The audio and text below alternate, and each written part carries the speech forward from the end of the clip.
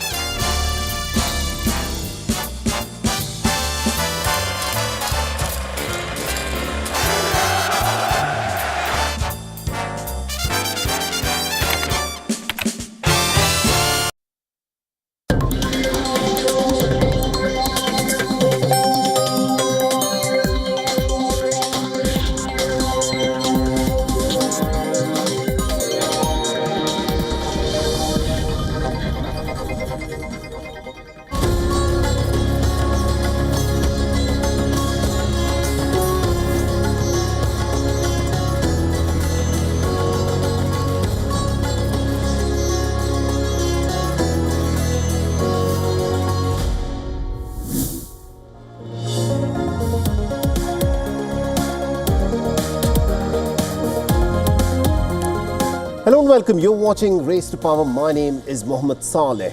And on the show today, the gloves are now off in what appears to be an all-out legal war between the Trump administration and America's most prestigious university, Harvard. As Harvard has now sued the Trump administration, as Washington has revoked the university's right to enroll international students to the courses that it offers. And also yet another major Trump tariff war offensive. Donald Trump, out of the blue, has threatened to slap all European Union goods with about 50% tariffs that will come into effect from the 1st of June. But let's of course start with what's happening in this entire controversy that has blown out. It's a clear escalation in the ongoing fight between Harvard University and the American President Donald Trump. The Harvard University has now sued the American administration against its decision to revoke its eligibility to enroll international students for the courses that it offers. Now, the Ivy League university has said that the United States government's action violates the very First Amendment and will have immediate and devastating impact for Harvard and more than 7,000 visa holders. Previously, Harvard had also called this move to be unlawful and had warned that it will harm not just the university, but also the broader American academic landscape.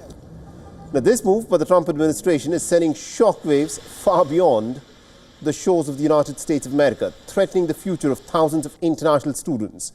It delivers a significant financial and also a reputational blow to what is one of the most prestigious academic institutions in the world.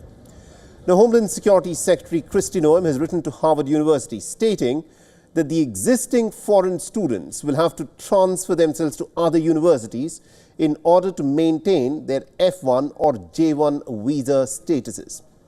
She also said that the existing foreign students will not be able to maintain their visa status with Harvard anymore. Meanwhile, Beijing, in its very sharp response, is accusing the United States of politicizing educational exchanges and is vowed to safeguard the rights and interests of the Chinese students and scholars studying in the United States.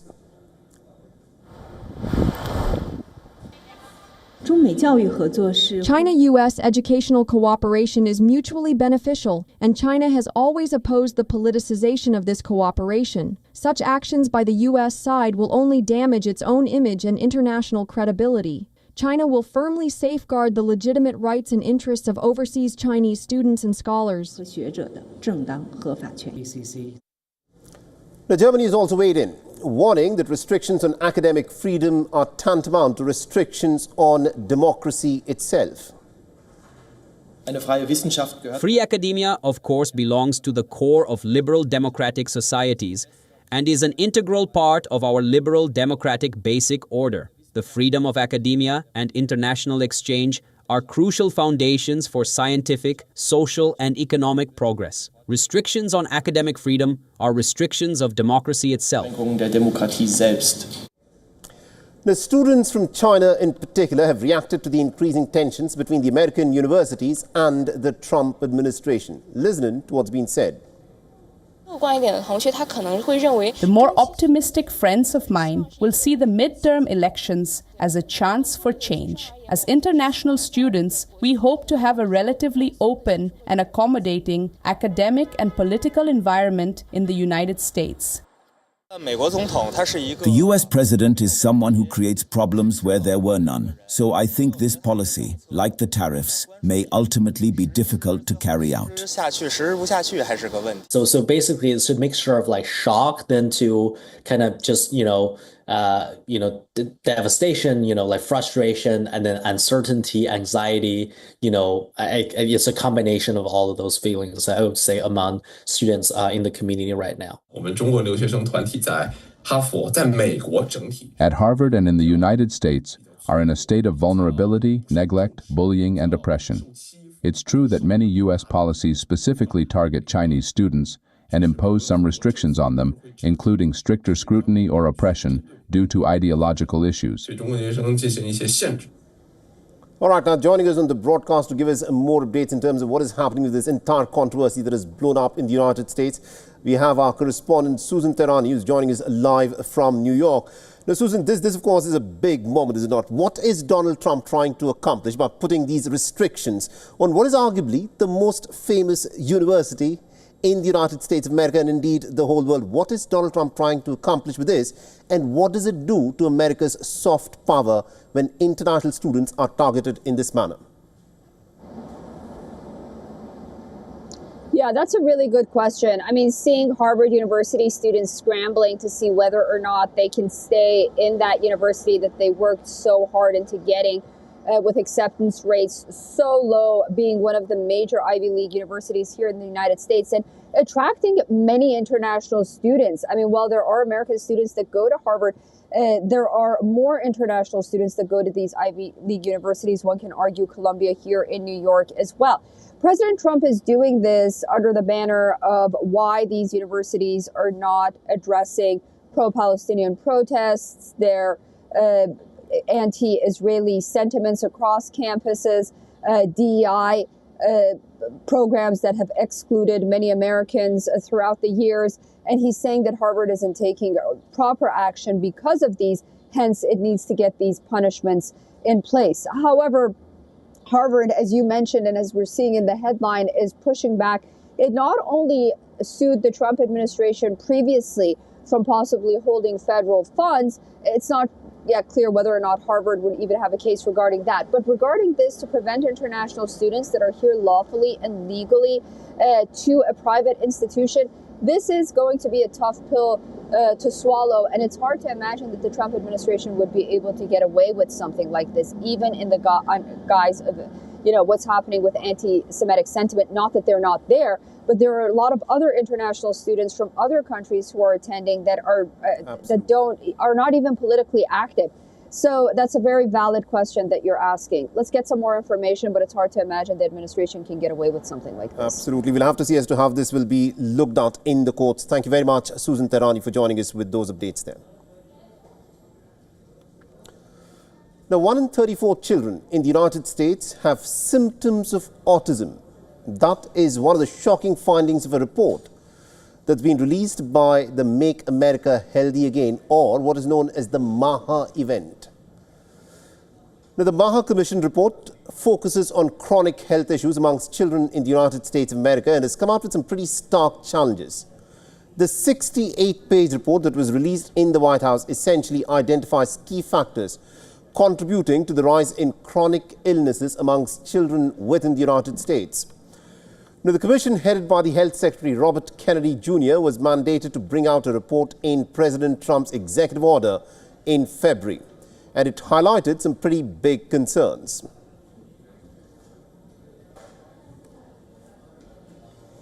Now, in a social media post, President Trump focused in particular on the explosion in autism amongst American children. He highlighted numbers going up from 1 in 10,000 in the 1970s to 1 in just 34 today.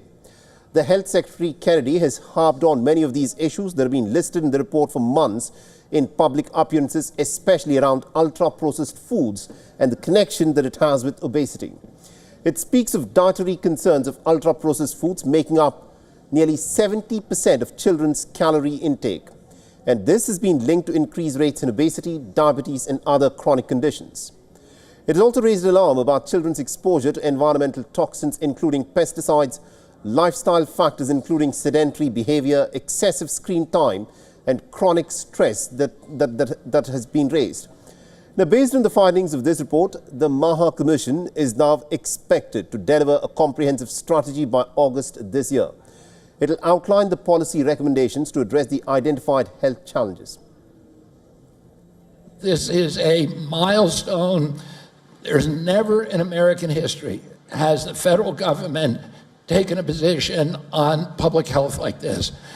And because of President Trump's leadership, it's not just one cabinet secretary, it's the entire government that is behind this report. Now, there's also a very strong political dimension to the Maha report. Getting it through the Congress is not likely to be easy, given the wealthy lobbies that are behind the food, the pharmaceutical and the chemical companies. Congressional lawmakers have already been bombarded by calls from the lobbyists who are wary of action. Is there some way to go till some real action reaches the ground?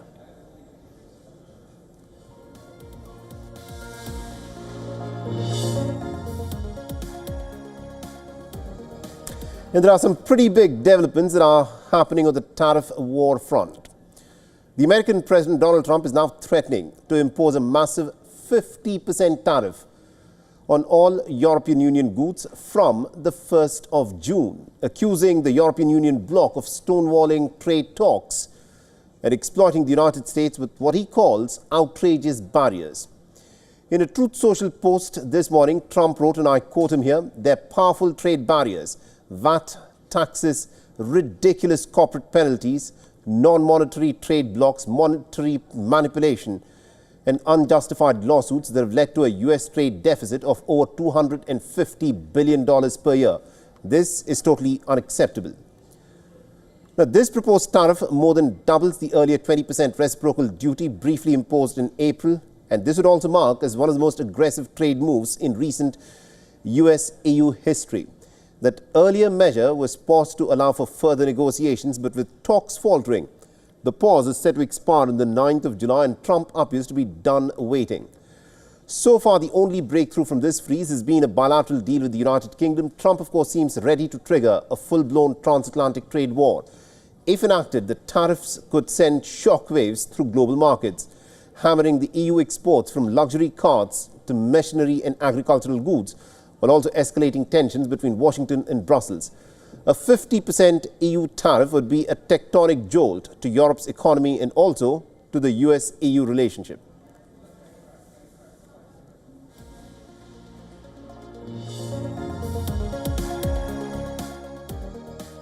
And our correspondent Will Denslow is, of course, joining us with more details from Brussels. Will, this is a big moment. 50% tariffs that has come through because Trump feels that the negotiations and the talks with the European Union are not going according to what he expects. How does the European Union intend to respond to this? Because these tariffs will kick into effect from the 1st of June.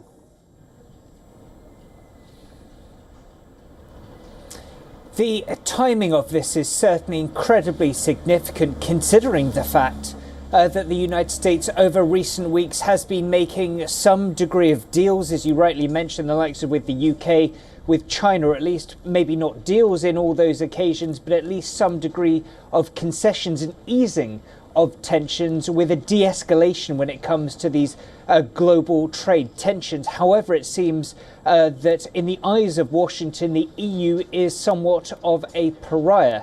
We've heard from Scott Bessent, the US Treasury Secretary, echoing what we've heard from US President Donald Trump, saying that Brussels is not negotiating in good faith. That has been firmly rejected by the European Commission, saying that they are taking all steps to work to improve ties with Washington. They say they're interested in win-win, not lose-lose cooperation.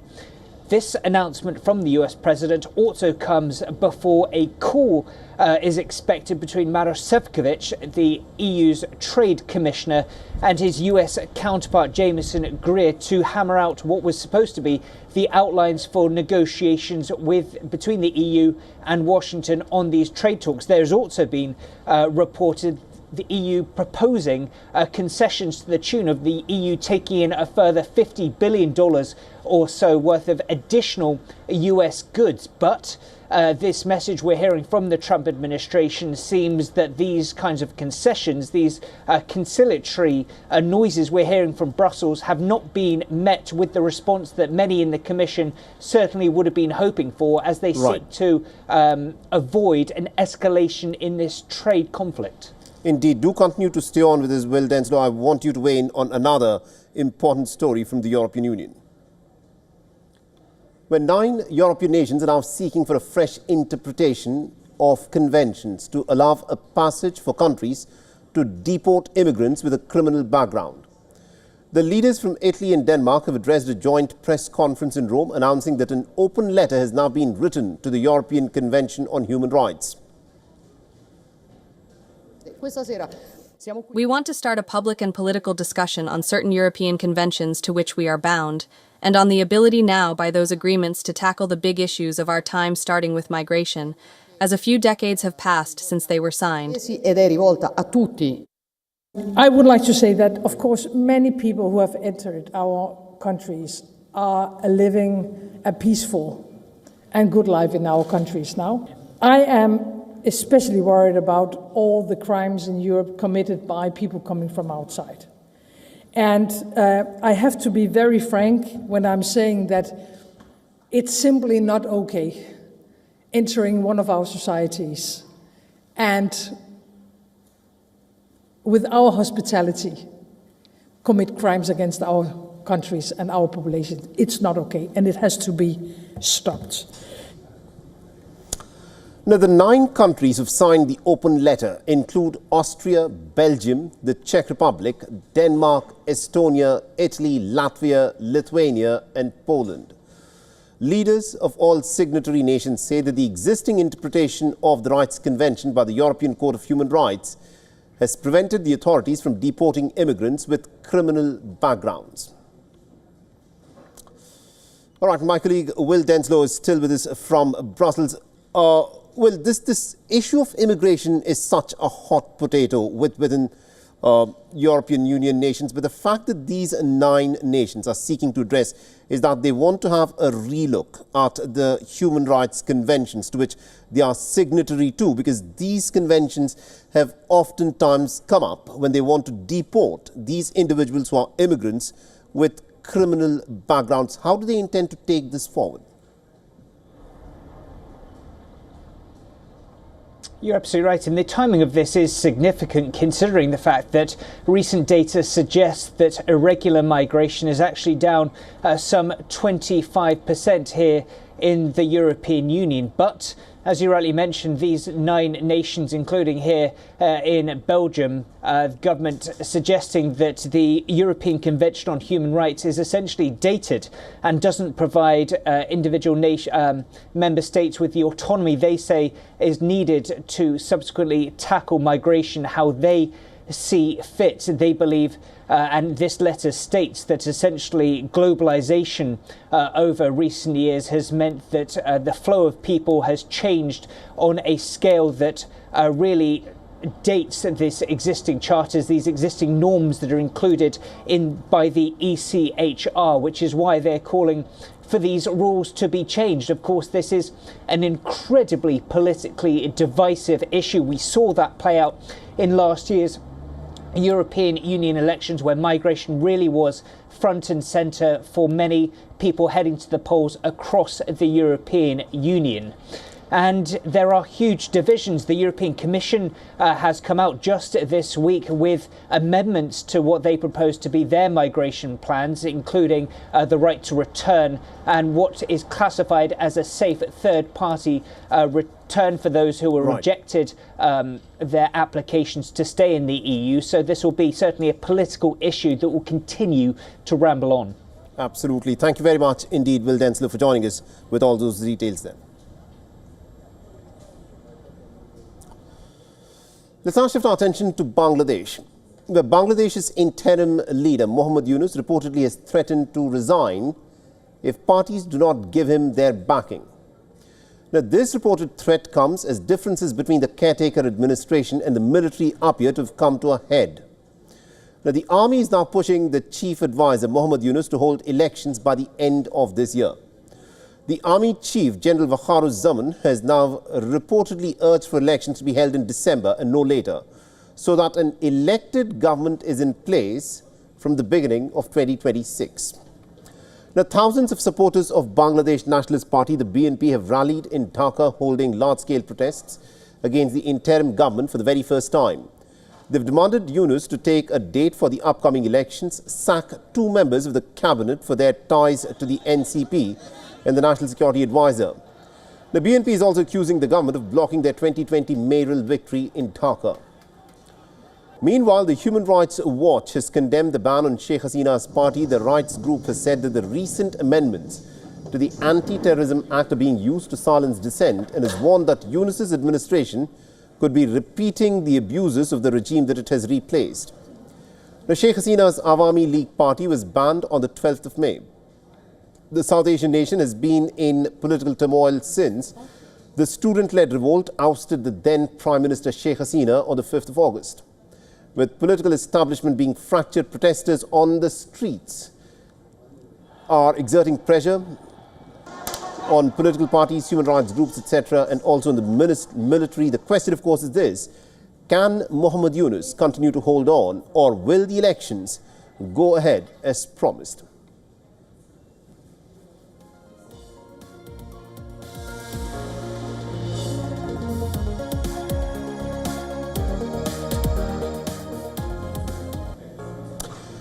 The protesters stepped out in Tel Aviv on Thursday after an Israeli delegation returned from the Gaza ceasefire talks in Qatar.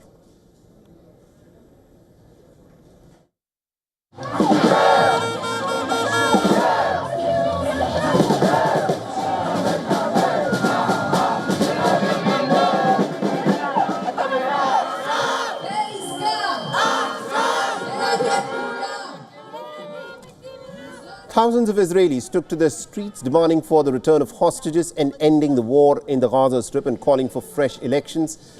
Many of the protesters, in fact, accused the Prime Minister Benjamin Netanyahu of dragging on the war to hold on to his political position and evading trial for the crimes that he is accused of. The only reason that Israel is fighting is to save Netanyahu. The only goal is for Netanyahu to stay prime minister. But as the descendant of the Holocaust survivors, we cannot close our eyes when children are starving. We cannot close our eyes when our hostages are suffering horrible torture, physical and emotional, in the case of the Hamas. Enough is enough. Just a day before, Bibi in fact laid out his ceasefire conditions at a press conference. Netanyahu said that implementing the US president's quote-unquote plan for Gaza was the way forward for the state of Israel. I am ready to end the war on clear terms that will ensure Israel's security. All the hostages return home, Hamas lays down its arms, steps down from power, its leadership is expelled from the Strip, meaning whoever remains of it. Gaza is completely disarmed, and we implement the Trump plan, a plan that is so correct and so revolutionary. Now, Trump's proposal is essentially a resettlement plan for about 2.1 million Palestinians who've managed to survive the onslaught. Much of the Gaza Strip has been flattened due to incessant Israeli attacks that have taken place over the course of the last 18-19 months.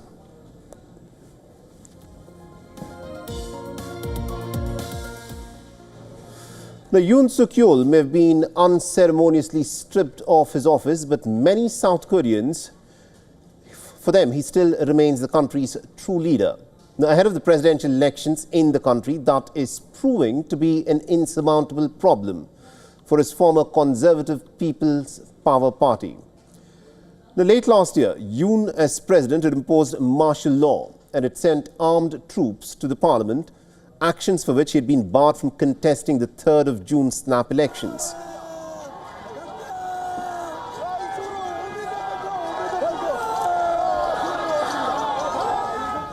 But that, of course, is not stopping many South Koreans from seeing him as a hero who sacrificed himself for the country. With the country in such a state, I thought it would be strange if the president had remained silent. That's when I truly felt the love and respect for the president I had voted for. Honestly, the risks were incredibly high. The die-hard backers of WION call his impeachment and the ongoing criminal proceedings for insurrection to be a sham. Wearing matching pink T-shirts that read, "I love WION," they held protests in Seoul saying, "We are always on WION's side." After a spectacular bout of infighting, WION's party has selected Kim Moon-so as their candidate. Now, Kim, a former Labour and pro-democracy activist, had pleased the pro-WION hardliners initially when he had refused to join the cabinet as an apology for failing to prevent the martial law. But subsequently, he did apologize.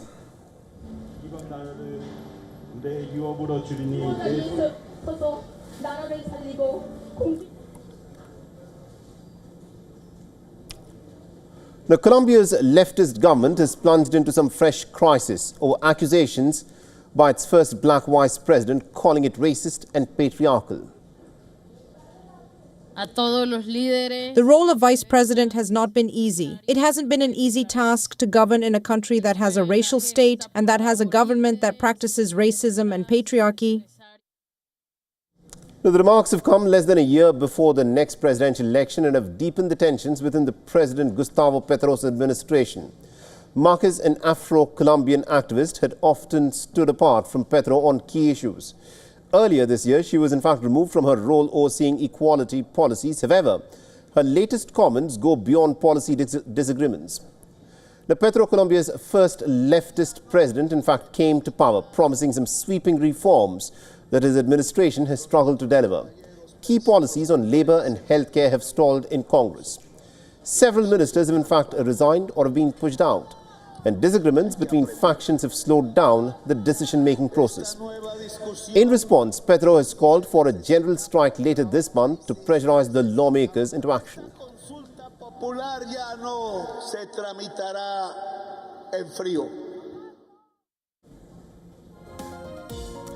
And with that, it's a wrap on this edition of Race to Power. Thanks for watching.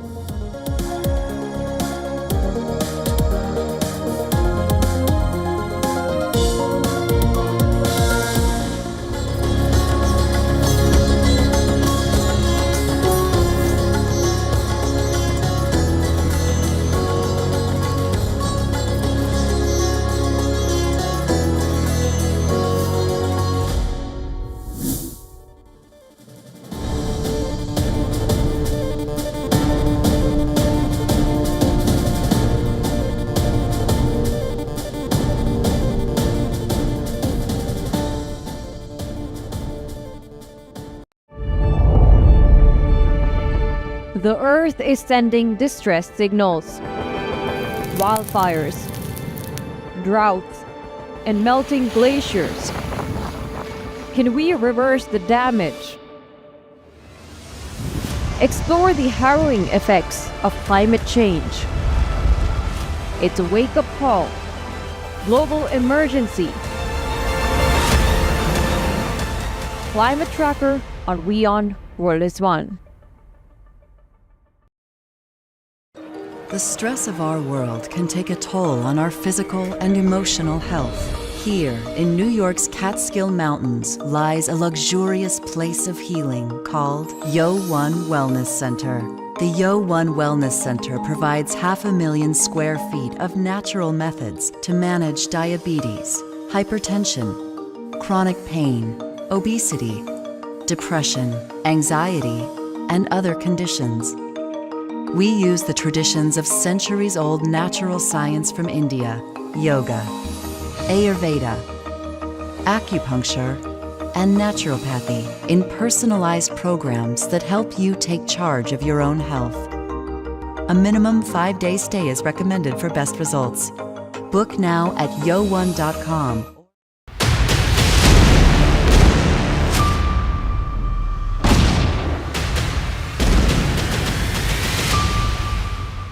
Putin announces security buffer zone on Russia-Ukraine border.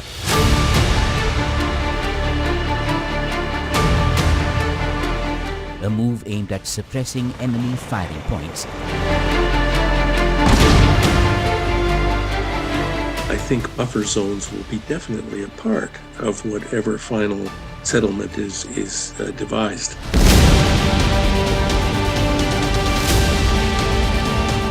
Talk of redrawing Ukraine's borders.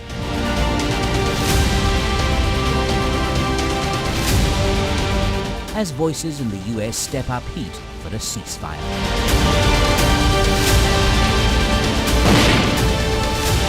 Catch the latest updates on the Russia-Ukraine war on WION World is One.